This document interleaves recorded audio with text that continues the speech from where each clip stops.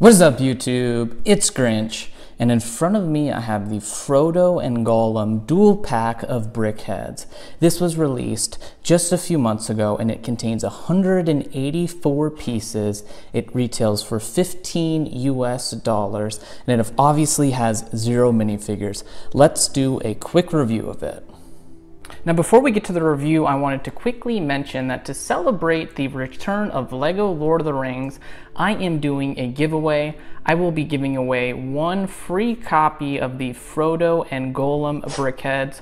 All you have to do to enter is be a subscriber, like the video, and comment what your favorite Brickheadz is below in the comment section. The winner will be announced on March 31st. Good luck. All right, so up first we have Frodo. You can see he uses that typical 4x4 kind of brickhead size. He has, a couple prints on him, obviously the 2 eyes, but then also a nice little kind of 2x3 torso tile here. That's a print. That looks really, really good in my mind. And then he's got the nice little kind of that inclusion of his green cape that's coming across, and then his little elvish leaf pin there up top. I forget what the exact name of that was in the movie. He also has a ring that's the typical ring that we've seen from Lord of the Rings in the past and a few other sets. And then he also has a sword here. One thing that you might notice right away is that his hair should definitely be longer. He has more kind of curly, longer hair, and this just makes it look like it's really short hair, in my opinion. It just kind of just falls right off, and it should be longer there. I did think that the cape was a really good build. That all looks good, but it was kind of interesting how they built it. So they kind of build around on the outside here, and then if I can pop this hand off successfully, you can see it just kind of comes together in a few pieces there. So this comes onto the side like that, and then he also has his hand that sticks on there like that. So it's kind of all built out around that hand. And I remember building that and being like, oh, that's kind of just a cool way to do it. Obviously it's studs not on top, but a lot of that cape is built out from the side there. So, and they do that to kind of capture the wideness of the cape. So I thought that was cool. And then kind of also allows the hands to be tucked in on the cape too. So overall, fun experience there with Frodo. I do have one complaint outside of the hair, the sword. Unfortunately, I like this sword piece, that's really good, but it's just not right. Like, this doesn't look like Sting, and this is the same one that they gave Gandalf, and there's this great piece, this piece right here that came out with the original Lord of the Rings sets, and it is literally Sting.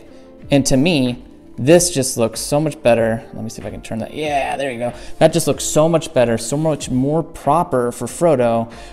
Even the size-wise, I just think that looks a lot better. And then, of course, you've got Frodo and Gollum, so you've got Sting, right? There's another reason to include Sting. So I do, I know it's a little bit of a nitpick. At least we got a sword, but in my mind, this sword's just too big. It's on display. If you have this display next to Gandalf, it's like the same exact sword.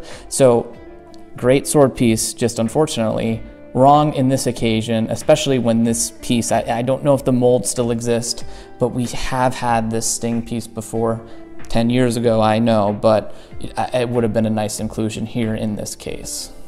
All right, so up next we have Gollum. You can see Gollum uses the 3x3 kind of size. They did that with Hedwig and I believe Rocket Raccoon and a few others, just to kind of represent a smaller brickhead. They also have some printed pieces. This is the same printed piece that goes all the way around the back of his head. Otherwise, he's just kind of a tan creature, which is exactly what he is in the movie. They don't really kind of capture his menacingness here, but they do kind of capture his like plainness and ugliness. So they've done that proper. Outside of this little hair printed piece on the side, the other printed pieces that he has is obviously the eyes, and then he comes with a fish for an accessory. Overall, pretty boring brickhead. He just kind of looks like just this little tan thing, which I know that's what he is, and I guess that's it is true to the movies, but I understand the inclusion. It's just not a very exciting inclusion. One critique I have overall, as you can see Frodo over here too, I wish that they had done this size for all of the hobbits over here, and then maybe instead of the Balrog, we could have got Frodo, Sam, Merry, and Pippin with Gandalf, and that could have been, what if these are valued at like $5 a piece, that could have been I don't know, $30 pack, right? Because you've had Gandalf and then 4 smaller ones. They've done larger packs like that. It kind of reminds me of the Hagrid and students, the Hogwarts students with Harry, Ron, and Hermione. It kind of reminds me of that pack a little bit. I think that would have been more interesting to have the Hobbits all at this scale versus just Smeagol. And then maybe you could have gotten a Legolas and a Gimli pack too, right? And that way Lego didn't have to worry about people not buying all the Hobbits. You would have had plenty of reason to get that other set. It would have been more exciting. Instead, we got this. I'll just go ahead and conclude my thoughts here. Overall, I think the building experience is a 4 out of 5. It's fine for what it is. It's the standard Brickhead build. If you like Brickheads, you just get more of that here. From a display perspective, it's fine. It does its purpose, but there are just a few inaccuracies that kind of take away the score there for me. I'm going to give it a 4 out of 5.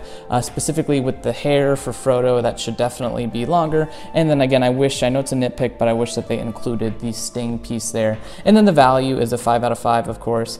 There's also no minifigures, and these really aren't meant to be played with, so I'm not going to grade it there. But value-wise, yeah, you get 184 pieces for $15 US. I just start to question, some of the inclusion of the figures, and this one is definitely the weakest of the 3. At least that Balrog is, it doesn't look the best, but it's still kind of interesting to get in Bricklink form. These are just kind of plain and in my mind a little bit boring, but definitely any Lord of the Rings collector is gonna want to get these. Any Brickhead collector is gonna want to get these, but outside I don't see like a huge draw necessarily towards them. So overall though, it comes in at a solid grade here, just over a 4. They're fine for what they are. If you enjoyed this video, please consider liking, subscribing, and joining in the conversation in the comment section below.